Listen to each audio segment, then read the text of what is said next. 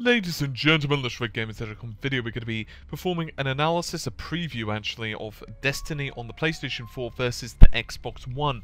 We say preview because of course the full thing will have a massive article, high resolution downloads and all the other things you'd expect from us.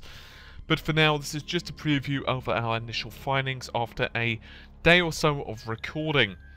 So, first things to mention, we have noticed that the frame rate for both versions seems pretty damn stable. Without frame counting every single piece of footage we've gotten so far, it does seem that the games are running at pretty much 30 FPS throughout. That's not to say that there are no drops, but from what we've noticed so far, the indications are very good indeed. And both iterations of the game are native 1080p. I have to admit, the game looks very, very pretty on both systems. And there are some subtle lighting differences you're going to see throughout the video, although some of this is to do with the missions being in time of day. We will sort that out for the final version of this video, but you can also use it to kind of get an idea of how the shadows do change in the game.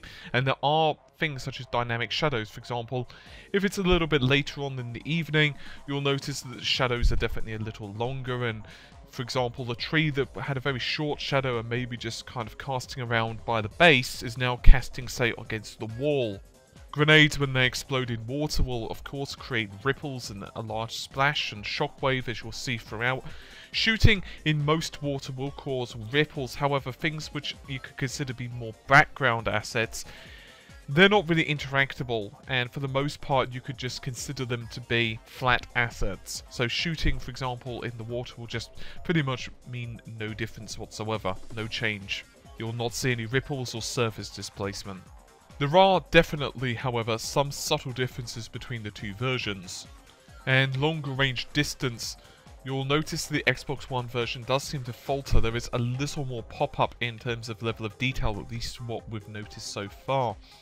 The lighting, however, is very solid in both, but once again the shadows do look a little crisper on the PS4, and there are a few other assets, but once again we'll go into that in the full comparison. I'm trying to go over a load of stuff.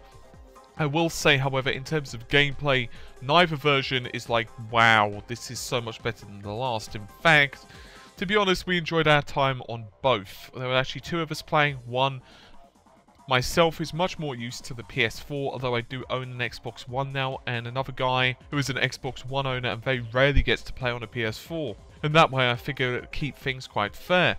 But as it turns out, we didn't really have a preference. Aside from, we did, mention a couple of times over already about, slightly better graphics, it wasn't a situation, for example, like Sniper Elite 3, where the PS4 version definitely felt superior because of a high frame rate. Destiny played very well. Online right now, I haven't noticed any launch or any launch day jitters, and once again, I was playing on launch. This footage is not from launch day, but certainly yesterday I was playing a little on launch on both versions.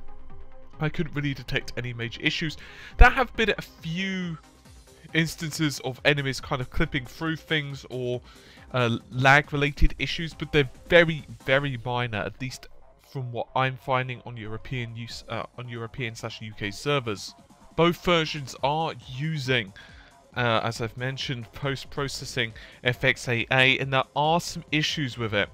It's not perfect, particularly if you're dealing with objects at a slightly longer distance, or even very close up at extreme angles. You're going to notice the usual shimmering that you'd expect. It's certainly better than not having any AA at all, but there are no issues on either console where, for example, an enemy will look a little odd or glitch through walls or any of that usual nonsense. Clipping is very reasonable in the game indeed.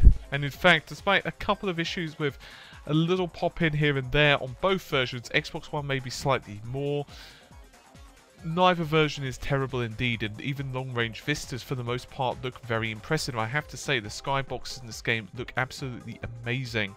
From my early initial impressions of this game, or should I say from ours, because as I said there was a couple of us doing it this time, we have to say that it looks very, very pretty indeed on both versions. So if you're looking for a, the PS4 version, does that look better, or the Xbox One version, you're trying to decide based on that, I would actually say not. I would just say personally at this point to actually just look at your friends list on the consoles and say to yourselves, well, gee, you know, what one of my friends are more likely to play this game with me, because that's kind of the thing.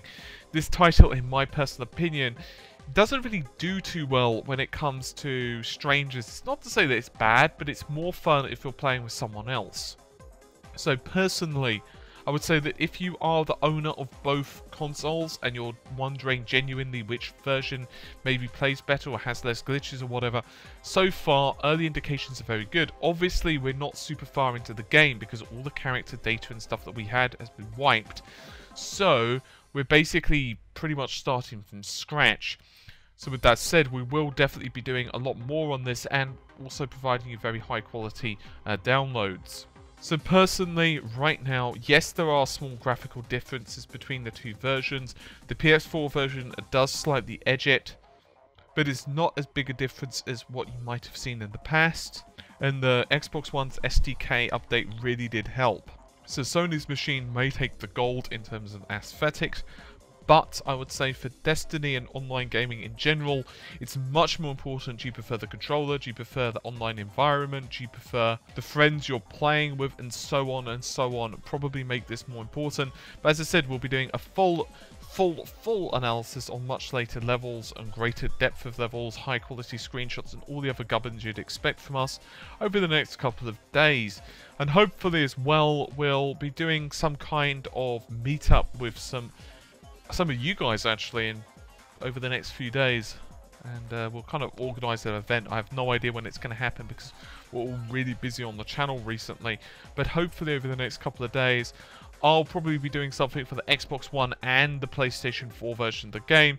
So I don't know when it's going to happen. A couple of people have already started to add me on Xbox One, which is fantastic. I haven't managed to message all of you guys today. Apologies to anyone who has messaged. Unfortunately, I've just been busy with the frame rate thing, but I will message you as soon as possible. Anyway, with that said, take care, and bye for now.